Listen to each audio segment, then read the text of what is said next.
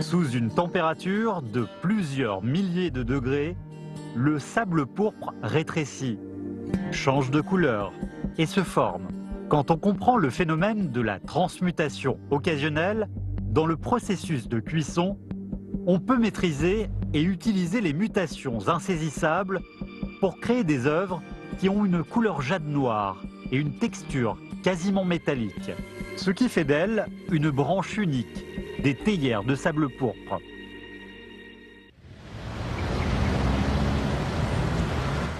Yixing, la capitale de la poterie, située dans le bourg de Dingshu, à l'ouest du lac Taihu et au sud du mont Dinshan, est célèbre dans le monde entier pour sa production depuis l'Antiquité de toutes sortes d'ustensiles en céramique d'usage quotidien. Ici, déjà sous la dynastie Song, chaque ménage fabriquait des ébauches et les fours étaient partout. Plusieurs générations de potiers ont découvert pendant le processus de cuisson qu'il existait une petite quantité d'agrégat minéral unique dans l'intercalation de l'argile locale. Ce matériau présente une excellente plasticité et flexibilité.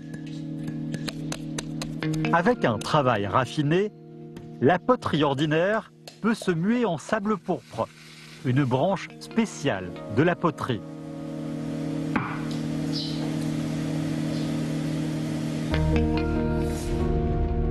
Les théières de sable pourpre sont des ustensiles commodes dont émane un charme de simplicité naturelle. Les gens les adorent depuis toujours, après des centaines d'années de transmission. Différentes des théières ordinaires, ces théières ont une couleur cyan et noire et une texture quasiment métallique.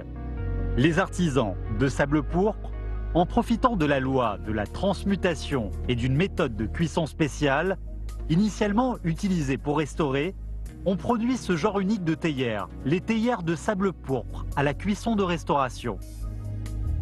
普通的方法烧出来，你可能放在那边，很多人都会看不中。但是我用还原烧烧出来之后，它会使人眼睛一亮，就是一眼就会看出它的不同之处。 Le sable pourpre fait partie de la poterie sans glaçure. Le niveau de pureté du matériau détermine directement la couleur et la texture extérieure du produit fini. 小子，包老师，这让我来个。今朝不想跟着老弟一种搿只好的一种框。啊如果我有个说不到一只样的，啊，公开的嘛。那如果如果达到就相当搿种了解，这框子可以晓得了。搿只好了，搿只我家头有一只篮子，我带你来看看，正好拉架。真好。咁么好了，老师，咁么来，还有个啥？ Bao Fangyen voudrait faire une théière traditionnelle de Shepia avec le matériau minéral de Darongpa. Il est natif de Yixing. Le travail du sable pourpre est le métier familial. Sa mère, Zhang Ronghua, fut une disciple de Gu Jinzhou. Monsieur Ba a commencé à apprendre ce métier à l'usine d'artisanat de sable pourpre de Yixing à l'âge de 16 ans. Ça fait déjà plus de 30 ans. 进紫砂厂啊，是吕尧臣大师学徒的，然后学了2年以后，回到紫砂厂研究所，比较有幸，刚好顾老也在。 Gu Jinzhou est l'un des plus illustres maîtres de l'artisanat de sable pourpre depuis la fondation de la Chine nouvelle. Il utilise une grande variété de matériaux et de techniques exquises. Il s'engage depuis toujours à transmettre et à développer les techniques traditionnelles de sable pourpre. 他不光是教壶制作方法，关键他教壶外的就是做工具的工具怎么教，或者泥料怎么配，这个是对我一生最大的受益匪浅。 Les matériaux minéraux sélectionnés sont étalés sur un champ en plein air pour que l'efflorescence naturelle se fasse. On les brise ensuite et on fait le criblage des matériaux en poudre selon les différentes tailles. 筛选以后要打碎，用那个石磨磨出来，磨成粉以后，你来筛选要多少粗的料，多少细的料，然后加进去，然后再锤炼手工，再成服，是这个过程。L'affinage de la pâte de terre a pour but d'expulser l'air à travers la compression et le battage à maintes reprises pour éviter les bulles d'air durant la cuisson. Le chenfu était appelé autrefois la culture de la terre. Il s'agit d'accélérer l'oxydation de la pâte de terre et la décomposition des matières organiques pour augmenter la plasticité de la pâte de terre. 像酒一样，就是好的酒放在那边才有用。这个泥料也是一样的，好的东西放在那边，它像到最后像糯米一样的，很糯很糯。 Cette rue s'appelle rue de sable pourpre d'Orient. Des centaines d'ateliers et cabinets de travail de sable pourpre se tiennent des deux côtés de la rue. Des gens y viennent pour poursuivre leur rêve de devenir artisans de sable pourpre. Certains d'entre eux sont des natifs de Yixing, mais la plupart viennent de loin, comme le jeune Lu Xiaojun. Lu Xiaojun a choisi une pâte de terre de Diangpo, de l'entrepôt souterrain de son cabinet de travail. Il fabriquera, pour un ami, une théière de Siche, en utilisant la méthode de cuisson de restauration. Lu n'avait que 20 ans et quelques quand il est venu à Yixing pour la première fois. C'est à partir de ce moment-là qu'il a commencé à faire la connaissance des théières de sable pourpre. 可能我做壶之前，我看到他们那个壶的那个生坯，我都不敢碰。我可能觉得我一拿这个壶就会碎。 La pâte de terre venant de sortir de l'entrepôt n'est pas prête pour le façonnage. Lu Xiaojun a fait quelques petites pâtes de différentes tailles avant de les laisser sécher naturellement pour atteindre la dureté et l'humidité convenable pour le façonnage.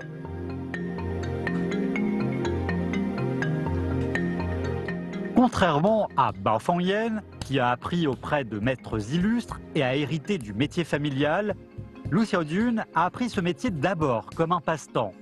Mais après une dizaine d'années, ce n'est plus son passe-temps favori, mais sa profession. Il ne s'était jamais douté de ça.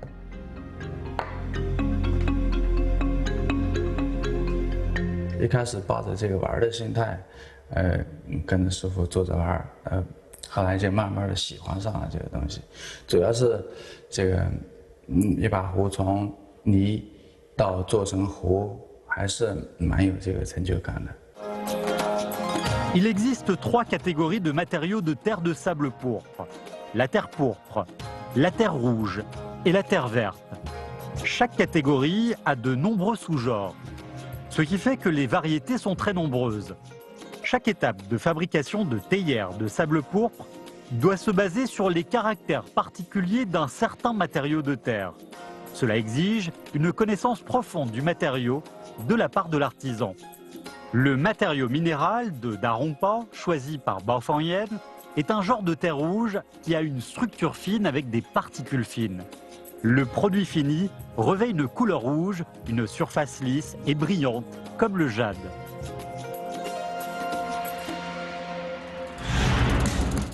Contrairement aux autres produits de poterie, les théières de sable pourpre ne sont pas faites à travers le formage de la pâte de terre entière en tirant l'ébauche. En revanche, il faut fabriquer les parties détachées avant de les combiner.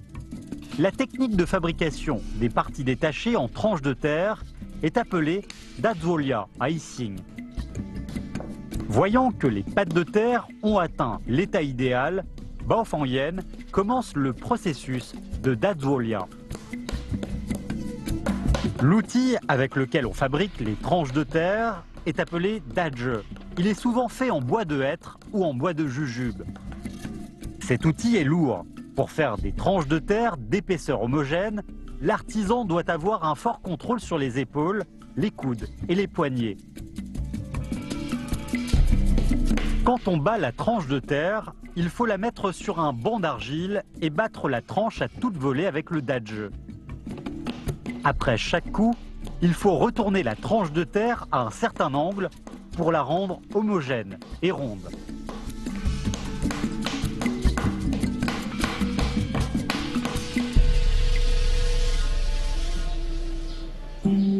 Après avoir préparé toutes les tranches de terre pour chaque partie, Bao Fangyan a sorti le xutuo qui sert à courber la tranche de terre pour en faire le couvercle ou le fond.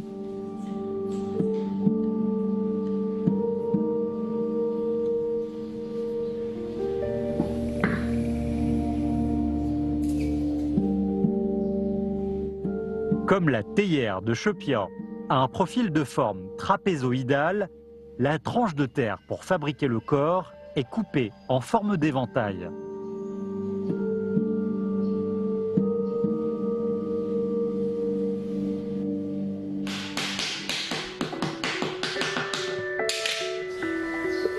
Cette tranche de terre relativement épaisse sert à contrôler la forme et la taille du corps de la théière. Les gens de Hsing l'appellent huépian. Quand on encercle le corps, on l'utilise pour contrôler la taille. Le huépian ne fait pas partie de la théière et elle a une fonction auxiliaire de fixage et de support.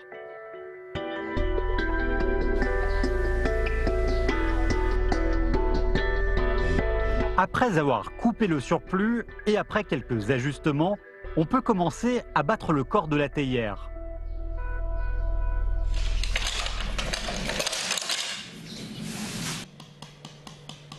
C'est l'étape la plus caractéristique de la fabrication de théières de sable pourpre. L'artisan doit contrôler le rythme et la vigueur du battage de façon précise pour que l'ébauche et la table de rotation tournent dans un mouvement uniforme en créant ainsi un corps rond et uniforme. Pour coller le corps et le fond, il faut utiliser le zheni, un mélange d'eau et de matériaux de terre en poudre. Bao Fangyen bat le mélange habilement de façon répétitive pour expulser les bulles d'air et applique le zheni rapidement dans la jointure.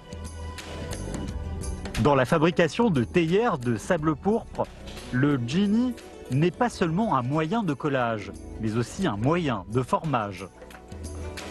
Cela différencie les théières de sable pourpre aux autres produits de poterie dont les techniques de formage sont le tirage et le finissage de l'ébauche entière. On tourne l'ébauche. On travaille sur la paroi interne.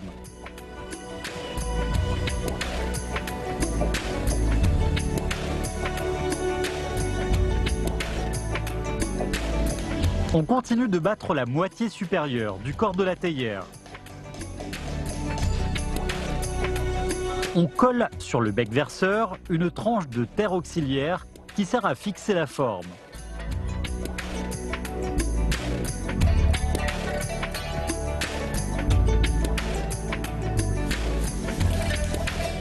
La théière de Chepia commence à prendre forme.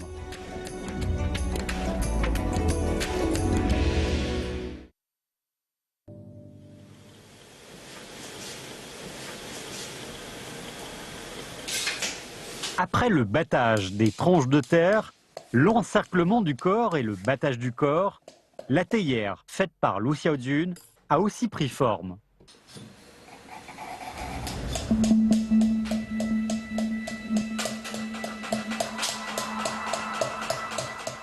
Les techniques de fabrication à la main de théières de sable pourpre peuvent engendrer des silhouettes diverses, comme le cercle, le carré, le polygone.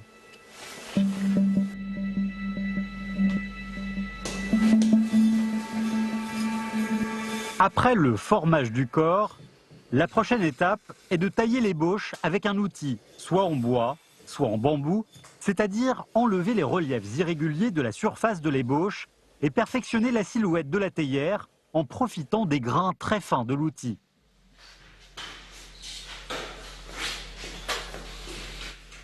La tente est indispensable dans la fabrication des théières de sable pourpre. Après chaque étape, on doit décider de continuer ou pas, selon le temps et l'humidité du matériau.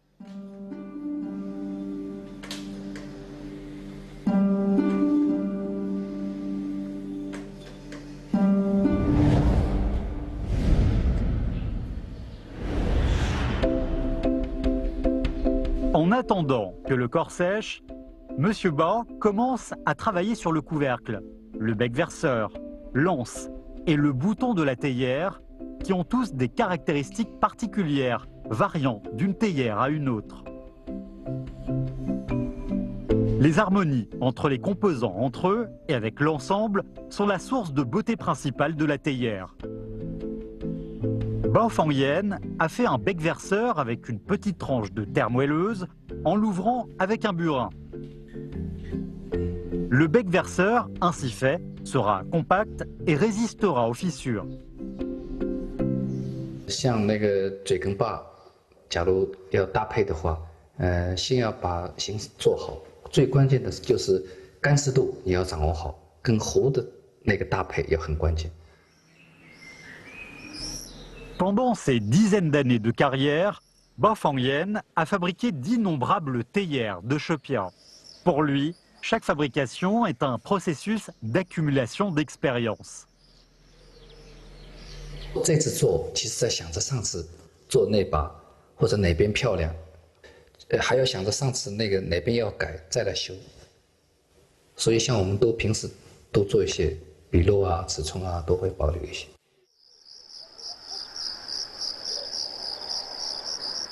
Une autre soirée tombe. Lu Xiaojun continue son travail de l'avant-hier. Il installe le bec verseur et l'anse sur le corps.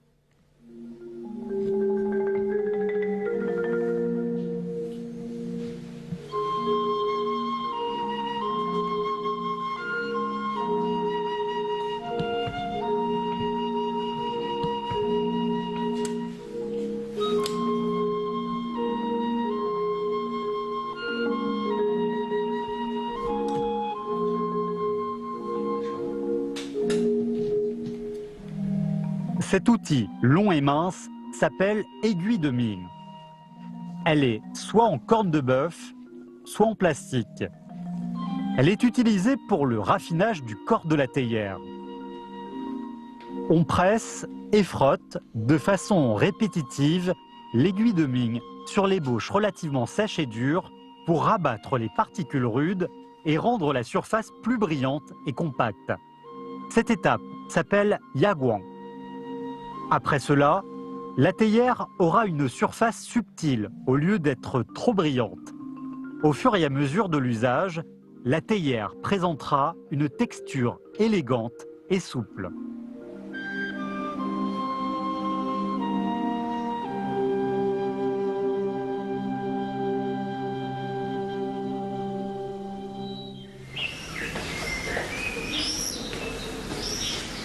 Bao Fangyen a sorti du taogang le corps, le couvercle, l'anse et le burin pour travailler davantage. Le taogang est un outil indispensable des artisans de sable pourpre. Durant la fabrication d'un produit de sable pourpre, on utilise des dizaines d'outils qui ont chacun une variété de dimensions selon le produit. Beaucoup d'artisans de sable pourpre ont l'habitude de dessiner et fabriquer leurs propres outils. 不同器型、不同造型，它一定要特定的手工来自己来制作。对制壶的艺人来说，就是你不会做工具，你就谈不上会制作壶的一个高手。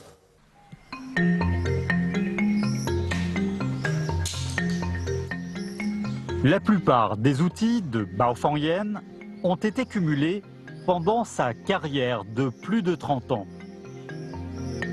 Aux yeux de Bao et de beaucoup de vieux artisans, les connaissances profondes sur les matériaux et sur les outils, l'emploi habile des connaissances physiques et la bonne maîtrise des outils constituent le savoir-faire de base d'un artisan.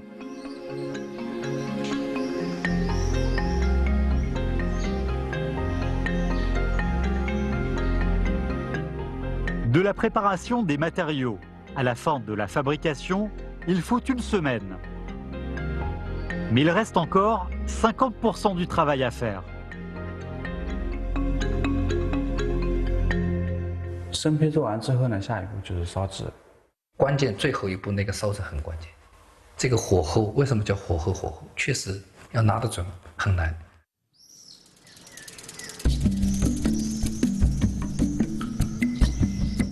C'est un four de Tueban très commun à Yixing. Il fonctionne 24 heures sur 24. Des lots de théières de sable pourpre y sont cuites.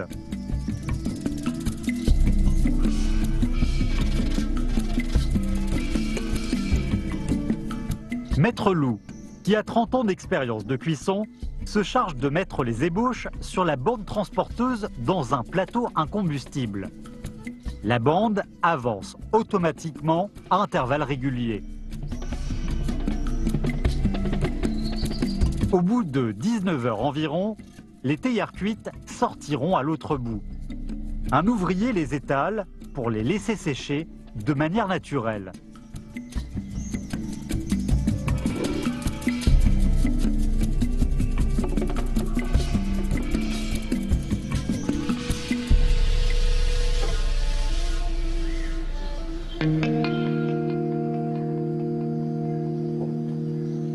Lou Xiaojun a mis de fins sables quartzeux entre le couvercle et la bouche de la théière pour éviter le collage durant la cuisson. La poterie est un harnais de l'union entre la terre et le feu. Les ébauches ont besoin d'être cuites à plusieurs milliers de degrés pour devenir un produit fini.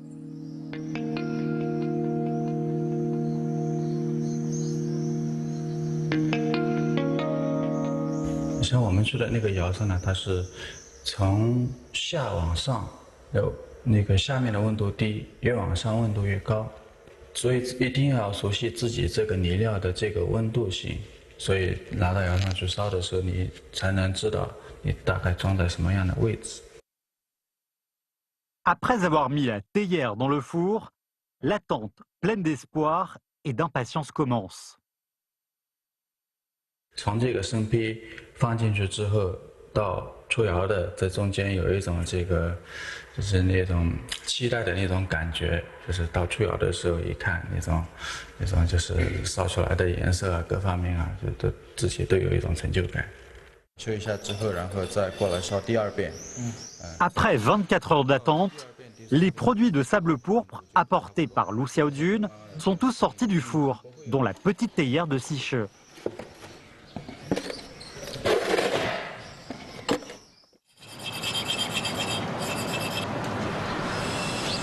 De retour à la maison, Lou Xiaojun a appliqué un mélange de sable quartzeux et d'eau sur la jonction de la bouche et du couvercle de façon rotative pour faire cuire la théière une deuxième fois. 可能烧一次觉得这个壶这个温度我觉得还没达到，那就必须烧第二次，或者说烧高了之后呢，我们有一个这个术语叫退火，就是可以把这个火退一下。 Il va cuire la théière dans le four électrique de son cabinet de travail. C'est le four le plus utilisé par les artisans de sable pourpre. Il est compact et peut réaliser l'automatisation de la régulation de la température à travers un thermostat. Il est idéal pour la cuisson d'une petite quantité de produits de variétés différentes. Après 3 ans d'apprentissage auprès d'un maître, Lou Xiaojun a commencé à fabriquer des théières lui-même. Pour maîtriser les techniques de cuisson, il a fait d'innombrables essais et a échoué 1000 fois. Mais durant ce processus d'essais répétitifs, il s'est intéressé à la cuisson de restauration. 知道这个有还原烧这个古老的技法，但是自己从来没有试过，是一次偶然的机会，我发现它这个壶有很大的这个色泽上面有很大的改变。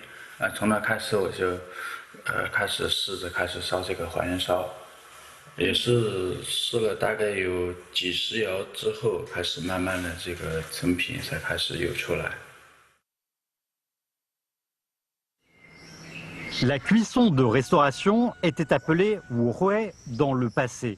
Son apparition est liée au four de dragon, un type de four traditionnel. Le four de dragon se construit sur la pente d'une colline. La différence de hauteur peut faciliter l'écoulement de l'air et ainsi le mouvement de l'énergie thermique.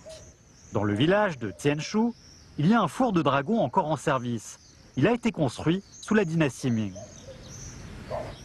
Le four de dragon utilise des chaumes comme combustible. Les résidus non brûlés et les poussières de carbone cumulées vont entraîner un changement de couleur de la théière. Ce phénomène peut être utilisé pour restaurer des théières qui ont changé de couleur pendant la première cuisson. Cette technique s'appelle wuhui. 一般的都是这个糊啊，或者烧了这个糊生烧花了，烧的不那么均匀颜色，那就会是把这个糊送去让他们专门加工这个雾灰的这种工艺。 Des artisans pensaient que les théières traitées avec la technique de wuhui avaient une couleur noire, douce et non rigide. Donc, ils ont commencé à fabriquer exprès ce genre d'œuvre. Chang Shoujian, un artisan illustre sous la fin de la dynastie Qing, est célèbre pour ses œuvres de cuisson, de wuhui. La cuisson de wuhui s'appelle aussi la cuisson de restauration. Les produits de sable pourpre ont une teneur en fer élevée. Pendant la cuisson de restauration, la forme de l'oxyde de fer change. 正常的这个烧法就是从一开始到烧制结束，它都有完全的这个充分的氧气可供燃烧。还原烧呢，它是在我们烧到这个温度大概是在800度到900度的时候，逐渐减少这个窑炉里面的这个氧气，让它就是让这个窑炉里面造成一种缺氧的这个情形。 Pour créer la situation anoxique dans le four, Lu Xiaojun a mis la théière de Siche dans un bol de terre avec un détonateur et fait cuire la théière dans le bol scellé.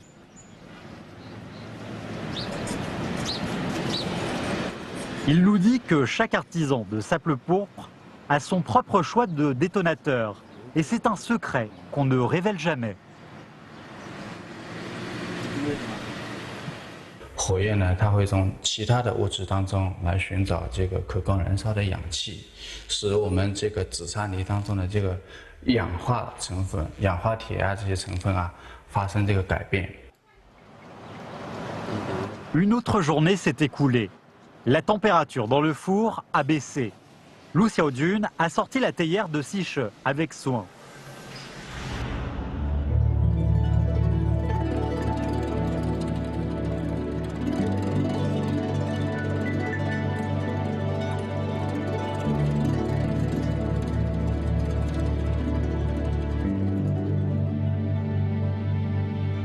La théière de Shepia, faite par Bao Fangyan, présente aussi une apparence toute différente.